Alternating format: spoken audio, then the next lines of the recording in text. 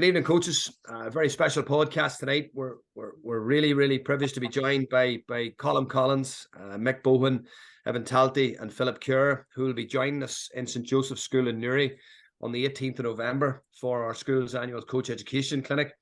So it's the first time we've done a podcast with the coaches before the day to give you a feel and a sample of what these four men are going to bring to the day. Four men that are top operators in our own games. Evan, the founder of Gaelic Coach, you would know Evan from Twitter. Also the coach of Roscommon in their 20s. Colm Collins needs no introduction, having spent 10 years with Clare senior footballers, a remarkable job. Mick Bohan, who's just overseen another All-Ireland title for Dublin ladies, and Phillip Kerr, who's a master tutor, coach, and author of our games. Lads, you're very welcome. Very welcome. Thank you. Thanks, Steve. Thank you. Thank you. Gents, I'm going to start off, maybe Colm, with yourself initially. So there's a bit of a connection here, I think, between a lot of you, big Clare connection, I think, with yourself and Evan, and Mick was telling me a few stories as well. I don't know, Phillip, if you've ventured as far as Clare, but no. you maybe have. But I suppose early in my journey, Colm, big influence, and a lot of you men would know, a close friend of yours, Phillip, and Mick as well. Big influence for me, coach education in my early days was the great John Morrison, Lord rest John. He was certainly an inspiration for me when it came to coaching. One of the very first coaches I went to. I suppose, Colm, when you think of the start of your own journey, was coach education a thing, or was it something inspired you along the way, or was there other coaches that inspired you? Yeah, it was not really great at club level when I was playing. I suppose the first experience I came across of a really good coach was Ogie Moran, who coached me in college, and he was excellent, and he did a fantastic job. But one thing he taught us was that if an ordinary group of people get together and are all working together, you can achieve a lot. And we had some great wins with a very ordinary team that time. Yeah. And from your own perspective, Colm, obviously coach education has changed so much. Obviously, playing and coaching and managing, you're seeing different coaches, you're seeing different styles, but how important do you see coach education now for coaches, particularly coaches maybe who are maybe at the start of their journey? How important do you see it? Oh, it's massive. I mean, I think it's a vocation. I think some people really embrace it and they're constantly learning. I've been very lucky with coaches we've had in Clare, and I've been lucky enough to work with Mick. So it's a constant learning process, and of course the game is evolving all the time, so everything is changing, and if you don't stay with the changes, you're going to be left behind very quickly. Yeah. And Mick, obviously speaking to you on the phone, John Morrison, great inspiration for you early in your own journey as well. How important was coach education for you? So I would have started off, and coach education wasn't part of the vocabulary at all. I played all my underage football with Vincent's, and I would have watched the likes of Bobby Doyle, running around the old oval pitch in Raheny, and it was like watching a cross-country runner.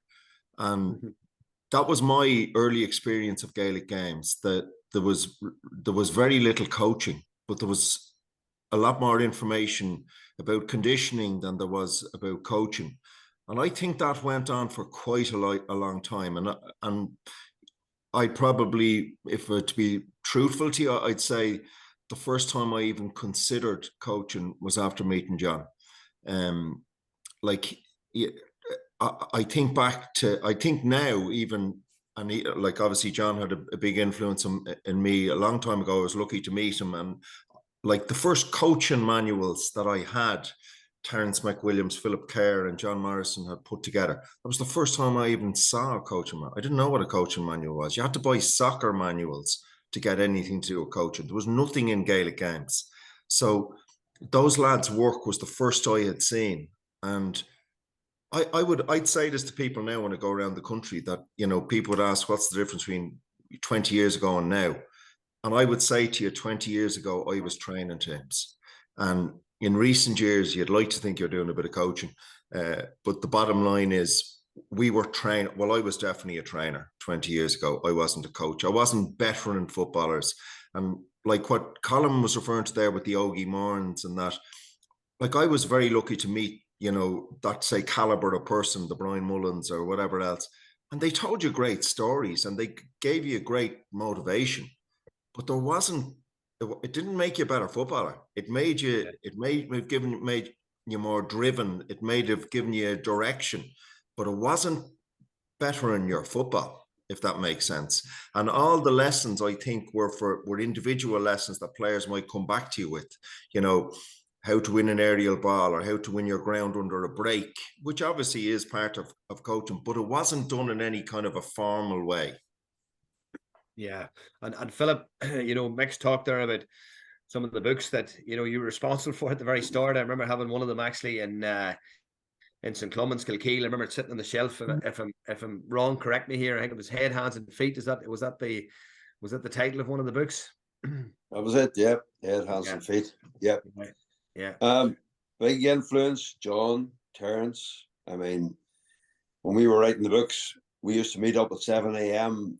on Sunday mornings at the Glenavon Hotel in Cookstown and work there to late morning or early afternoon out in the car park, literally with ideas and trying different things out you wouldn't know. And I mean, the number of times whenever a number of us were doing tutoring courses and we were heading to Limerick, I would have been in the car with Terence. I rarely went in the car with John. He was a woeful driver. And people can vouch for that. But I'd have gone down with Terence, and all I did was spend my time asking Terence questions. And he was just literally the Bible. And any time that he spoke about stuff that I hadn't a clue about, I would just go, that's over the top of my head. Water that down. Coach Ed, a bit like the two men, didn't really exist in my day when I was playing or early teaching career.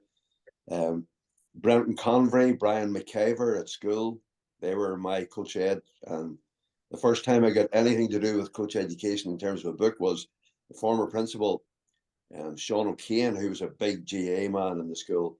He gave me a book written by Joe Lennon. And I still have it somewhere here. So that was it. There was no Coach Ed as such that time.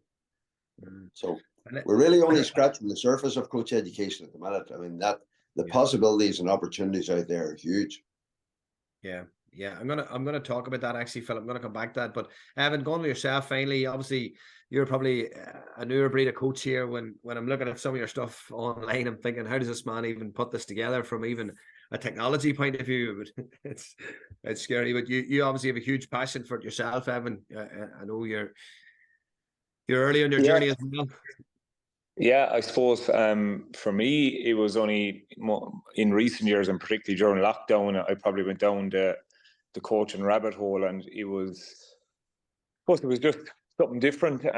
But looking at, I think it began with maybe YouTube videos and looking at the likes of Mick and different webinars and seminars that were cropping up over COVID. Was when I really, I was always doing a bit, but when I really started actually thinking about coaching and not just going out on the pitch. And going back 4 or 5 years ago, I would have been the typical buy all the books that are out there from Colm Collins, some excellent books, and other people. Dublin Games Development had some great stuff. I think that some of the lads Mick spoke about were involved, and I suppose my sessions would have consisted of just picking what I thought was the nicest games out of them and putting 3 or 4 of them together and going out doing them without understanding, I suppose, why I was doing it. And from there, I would have I enrolled in UL 2-3 years ago now under Phil Kearney down there, and I did a master's in applied sports coaching. And from that, I suppose I probably came full 360 on it and realising that coaching is probably 90% about people and 10% about content. And myself and Mick have become good friends in the last couple of years, and I'd be friendly with Tony Buckley and a few lads like that I'd pick their brains, and I'd say they hate to see my name coming up on their phone because I'm always trying to extract information and knowledge from them. But I think the one thing I've learned a lot from Mick for is that you probably have to walk the walk and go through the hardships and get the learnings and understandings. You can't skip levels, or you can't buy experience. And that for me, I think, is probably in the last year or two is the biggest learning. And look, you can have, well, as you said, I like dealing with the technology and the analysis and all that kind of stuff that looks cool, but at the end of the day, that doesn't get you results on the pitch. It can help with sharing some ideas and information in the modern way of things and how we do it. And maybe for the modern players, it's easy for them to understand because they're more savvy online and all that. But I still think it goes back to the basics of the game, the skills and who the people really are and where they're coming from, and understanding the players as people first. Something that I know from talking to a lot of lads that went through Colm was a huge thing. So I think while things move on, some things never change, and there's a reason why the two lads there in particular I know are very successful at what they do. And in my coach education, which is only beginning, I suppose, it's just trying to extract bits of things from all the people that have gone before them, and maybe use some of them that can suit my own, I suppose, philosophies as well. Very good, Evan. And Evan talked there, Colm, about building relationships, important part of coaching. I remember actually John getting a book from John at the time. My wife stopped in Armagh to collect off him and a little snippet on the inside. Very, very early in my coaching journey, and I remember the words, players won't care what you know until they know that you care. And I suppose that part of coaching, Colm, you don't get any sort of experience in books or websites. It's about being in the trenches where you build that experience. Would I be right, Colm? Oh yeah, I think that that penny has dropped everywhere now. That players are people first, and they're if they feel that they're just pawns and you're just using them to further your own ends, that won't work. They'll spot that a mile off, and you have to really give a damn about players and be a lot more concerned. But that's what the other thing is, that if you don't get to know players, you won't know what's going on in their lives, and if you don't know what's going on in their lives, you won't know why they're sulking, or their demeanor or training is wrong, or things aren't going well for them, or a normally confident player doesn't have confidence anymore. There's a whole lot of things involved there, but I think in general, coaching has come on a lot, and I think all those things are very much part of the new genre of coaching. Yeah, and Mick, yourself, obviously, we talk about relationships, and that you've worked with Dublin ladies, over the last I think 6 or 7 years, and you've obviously seen changes. I know we talk about the modern player as such, but I think it's a generational thing too. I think that I see it in school all the time about how young people are evolving and what's going on in their lives and social media, and it's a big craze now. Like, how have you seen that, Mick, and how have you adapted as a coach, to cope with those changes? Talking to a builder the other day who told me that he has 2 guys on his site at the moment who, when he employed them, told him that there was 3 things they wouldn't do on a building site. And he shook his head, and he thought of the day when he was telling kids the things that they were going to do, regardless of the conditions. And that has shown us how things have changed. And Colm, I would have said this to a lot of people when I spent a year with Clare with Colm, and there was no doubt about it that he did something that I probably hadn't seen as much of in the city, obviously with bigger numbers and all that kind of stuff. And obviously you'd get to know people, but you wouldn't get to know them. I wouldn't have known players the way he knew players, from the point of view of their families and what went before. And that is part of that was the way his makeup, also part of the country element that was to it. You know what I mean? Like, where the tendency is a lot of people know a lot more about your family in the country than they do in the city. But therefore you have to work on that, and it definitely has changed. And it's incredible, even the way I met a guy, a past pupil today, and he'd taken over the local club. They're struggling a bit. And he was saying to me he couldn't get over how lads would actually answer coaches back, like on the sideline, while he would have never considered it as a young fella. Now, this fella is a really nice guy, so he's not the type of guy that would be pushing people's buttons, while I might be in the other category.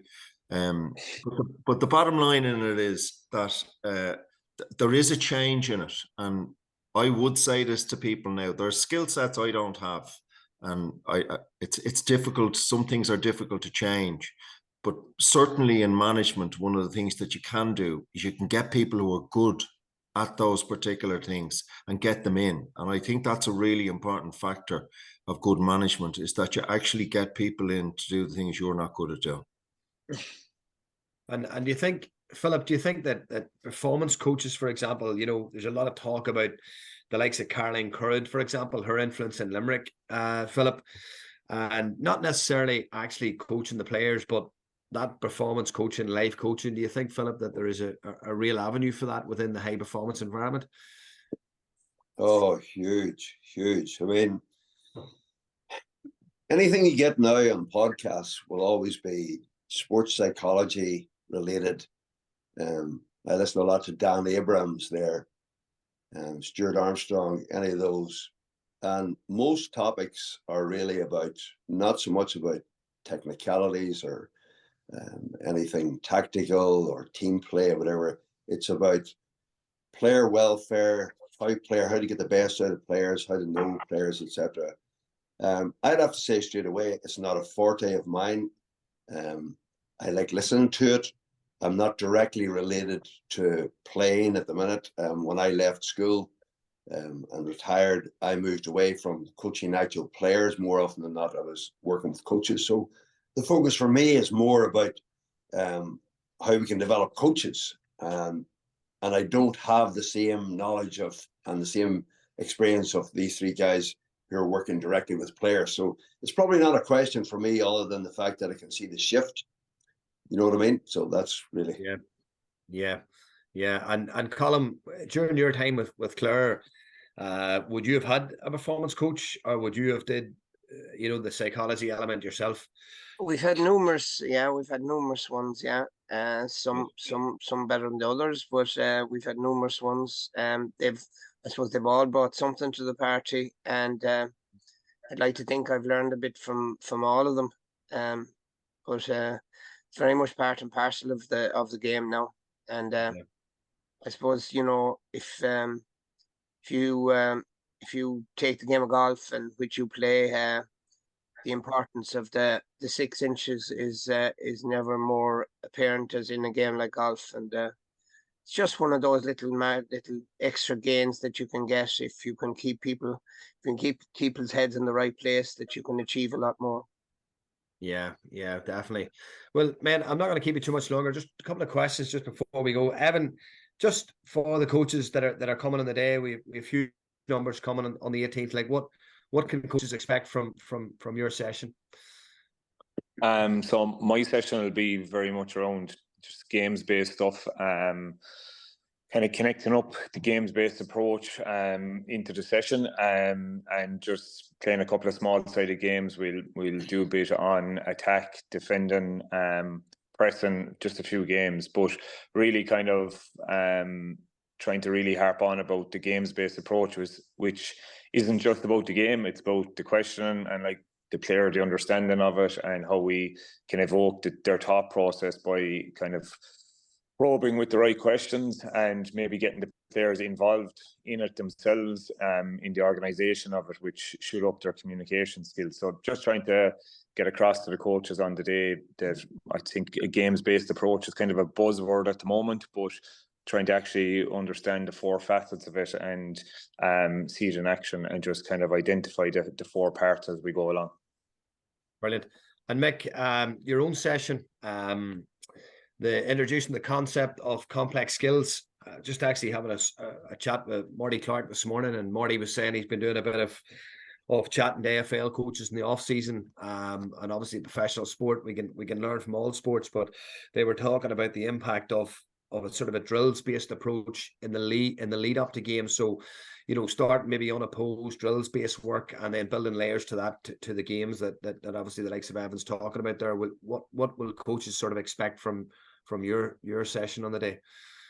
So I probably just have a little bit of a twinned approach in that. So before we go out and do the complex skills or introduce the concept to them, I just wanted to do a short presentation as part of it, introducing it, but also the cultural approach to the team, because I think it would be remiss of us, and I know Colm will definitely address that in the way he talks, because if you don't set your stall out at that end, everything else will fall. It doesn't make a difference what else you introduce, whether it's good game plans or tactically good, or they become a highly skilled team. Like, ultimately, the culture of the group is extremely important. So, and that will tie into it. But as opposed to them skills themselves, I'd like to leave that for them for the day.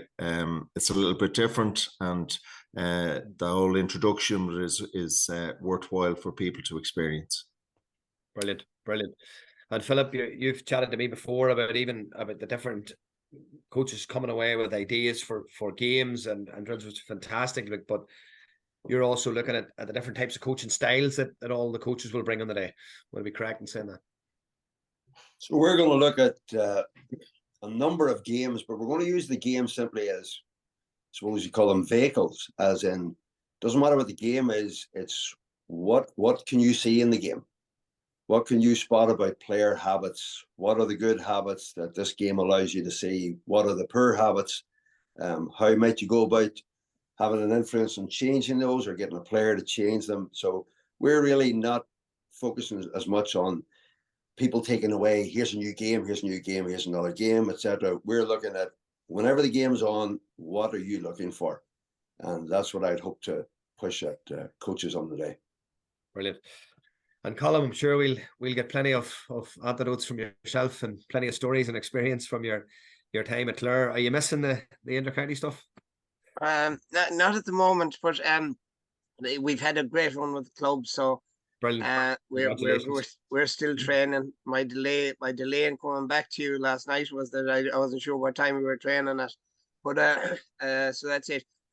What I'd like to do is just share our experience over the 10 years, and if any of the coaches have anything that they want, any questions or anything like that, just let them dictate what goes on. And as I said, I'll stick to my remit from the start, but anything that needs to be asked about our experience over 10 years with the county team, I'd be glad to answer. Brilliant.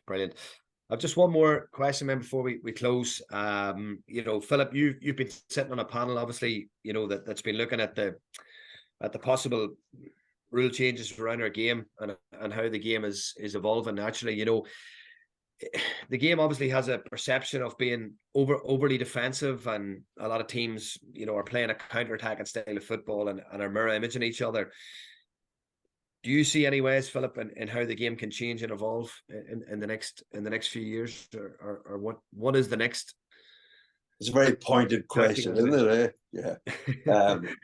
Well, actually, I mean, to put the record straight, we were there as a group just on the night. We had one night. We may be down again, but we had one night just looking at the facts and figures that had come out that everybody got within a few days of that. I mean, all the work that was done there by John Tobin and Jack Cooney and Shane Flanagan and lots of others in Croke Park. We didn't see that until that actual night. But the push more than anything else would be, look, does anything need to change at all? Is it cyclical?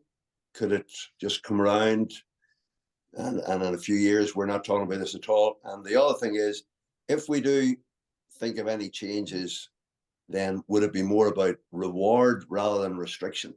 So they definitely want to get away from restricting players or restricting coaches and go for extra rewards. But now that could all fall apart. And we're in the early stages of this other one that they're trying, obviously, with the kickouts over the 45 and all static balls between the 220s going forward. And it'll take a while for coaches to try and work out how to counter those.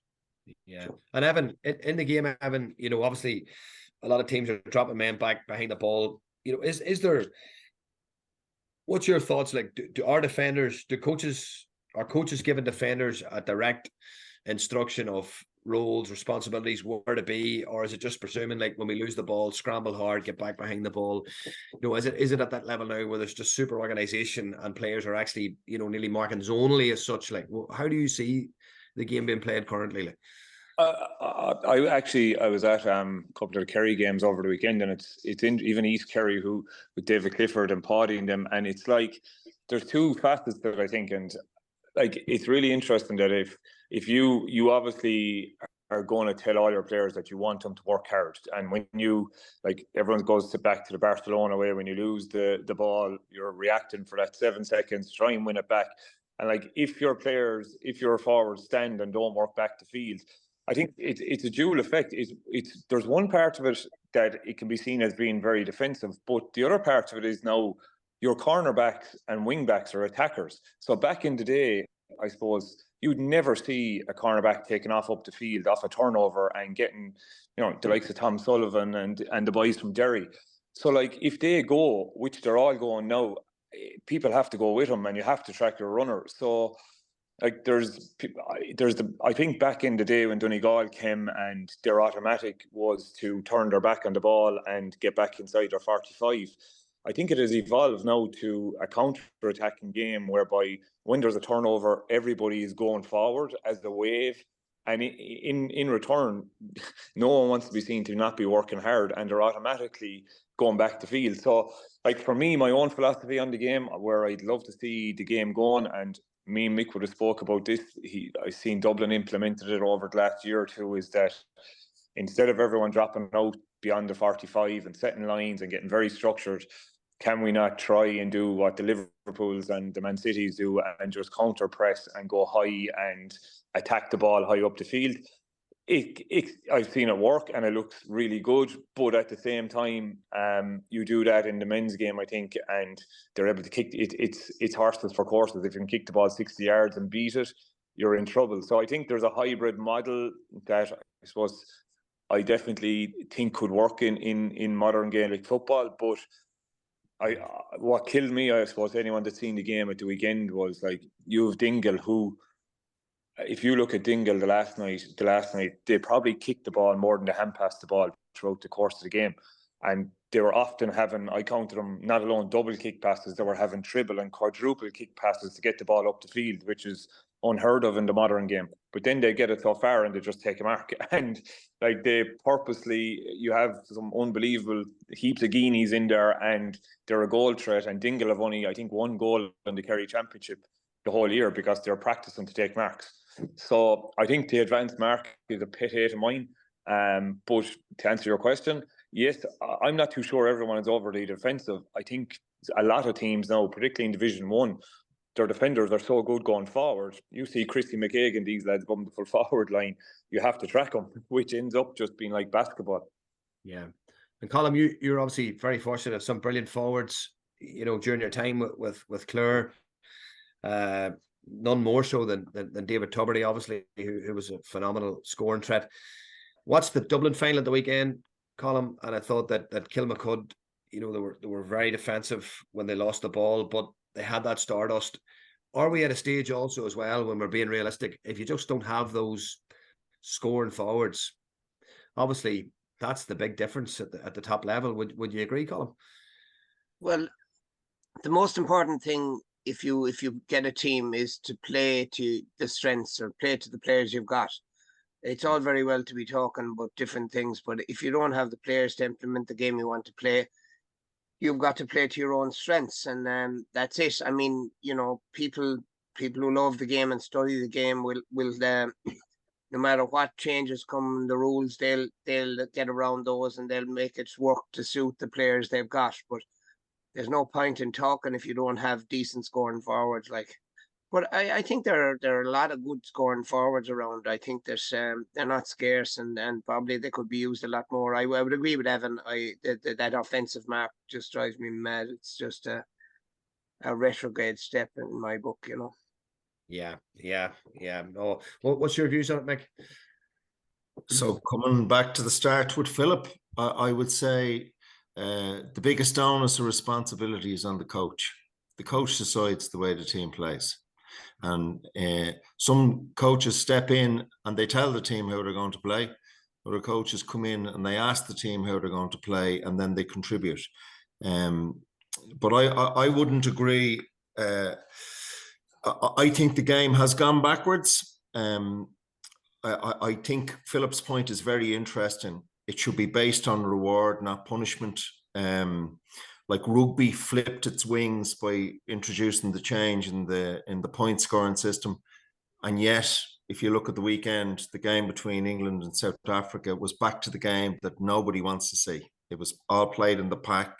There's no enjoyment, no entertainment. I happened to be at the game, and I walked out of the stadium saying, if that's how rugby was to be played, I would not attend the game.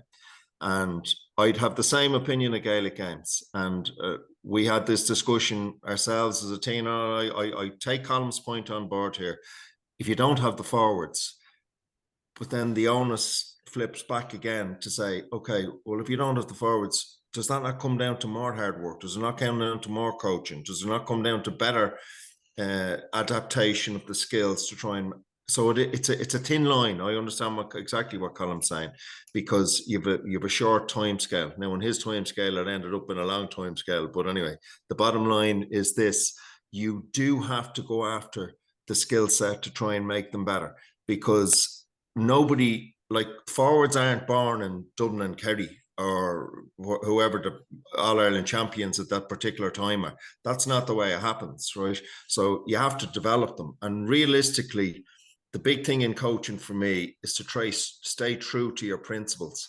I would say to you, over the course of time, much more people have swung back towards a defensive approach than an offensive approach.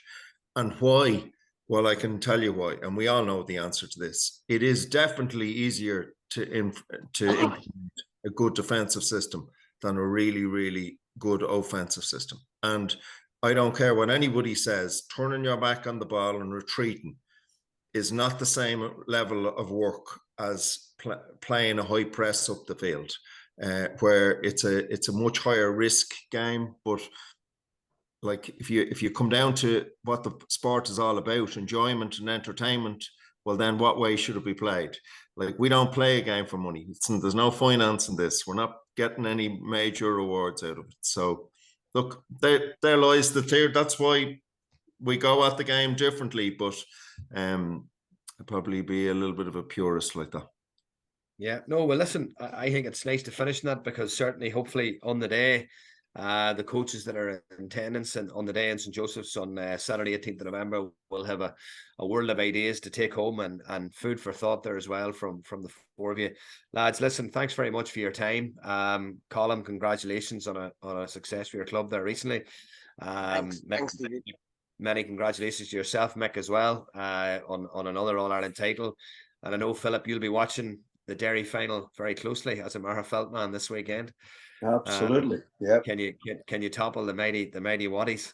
But I'll not ask you that, Omar, by the way. Just motivation there. But listen, Evan, thanks again, and lads, thanks a million. And I'm looking forward to seeing you all on the Saturday, the 18th of November. I know the coaches will be as well. So thanks again, guys. Really appreciate your time. Thanks a million. Thank you. Thanks. Cheers. See you, man. Take care. Thanks.